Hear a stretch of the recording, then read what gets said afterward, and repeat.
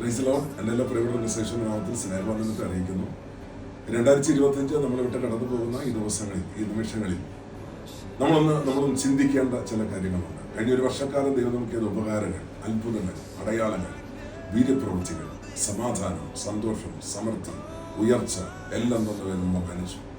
2026 പ്രാരംഭ ദിവസത്തിലേക്ക് പ്രവേശിക്കുന്ന നിങ്ങളോട് ഞാൻ ഇന്ന് രാത്രി യെശയ്യാപ്രവാചകന്റെ പുസ്തകം 54 അധ്യായത്തിന്റെ 3-ാമത്തെ വാക്യം ഇങ്ങനെ വായിക്കുന്നു.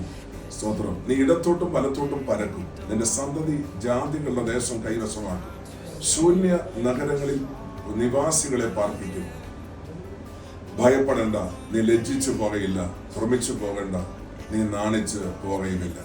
അതെ, 2026 ഓരോ ദിവസങ്ങളിൽ നമ്മുടെ അധരങ്ങളെ മൂർച്ചയുള്ള തീ നാവുകളാക്കി മാറ്റിയിട്ട് എൻ്റെ ദൈവം എൻ്റെ കൂടെ ഉള്ളതുകൊണ്ട് ഞാൻ ചില കാര്യങ്ങളിൽ ചെയ്യിച്ച് അത്ഭുതകരമായി മറുപടി ഉണ്ടാകും എന്ന ഉറച്ച ബോധ്യത്തോടുകൂടെ, ഉത്തമ വിശ്വാസത്തോടുകൂടെ യാത്ര ചെയ്യുവാൻ സ്വർഗ്ഗം നമ്മളെ സഹായിക്കട്ടെ.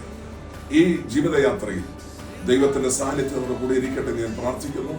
മോശ പറഞ്ഞു, തിരുനിവാസം എന്നോട് പോരുന്നില്ലെങ്കിൽ, തിരുസാന്നിധ്യം എന്നോട് കൂടെ പോരുന്നില്ലെങ്കിൽ എന്നെ അയക്കരുത് എന്ന് പറഞ്ഞ് മോശ പ്രാർത്ഥിച്ചതുപോലെ ഇന്ന് രാത്രി ഈ സമയത്ത് ഞാനോട് പറയുന്നു, ദൈവത്തിന്റെ തിരുനിവാസം, ദൈവത്തിന്റെ സാന്നിധ്യം ഈ 2026 എല്ലാവരും കൂടെ ഉണ്ടാകും. എല്ലാവരും കർത്താവ് അനുഗ്രഹിക്കട്ടെ. കഴിഞ്ഞ നാളുകളിൽ ഗിൽഗാൽ ക്രൈസ്റ്റ് ഗ്ലോബൽ വർഷിപ്പ് സെന്ററിനോട് നിങ്ങൾ കാണിച്ച എല്ലാ സ്നേഹത്തിനും ആദരവുകൾക്ക് ഞങ്ങൾ നന്ദി പറയുന്നു. ഞാനും എൻ്റെ കുടുംബവും എൻ്റെ മിനിസ്ട്രി എന്നെ ഏൽപ്പിച്ച പ്രസ്ഥാനവും നിങ്ങളോട് കടപ്പെട്ടിരിക്കുന്നു. നിങ്ങൾ കാണിച്ച എല്ലാ സ്നേഹത്തിനും കരുതലുകൾക്കും നന്ദി പറയുന്നു. എല്ലാവർക്കും ഒരിക്കൽ കൂടെ ഞാൻ വിഷസ് അറിയിക്കുന്നു.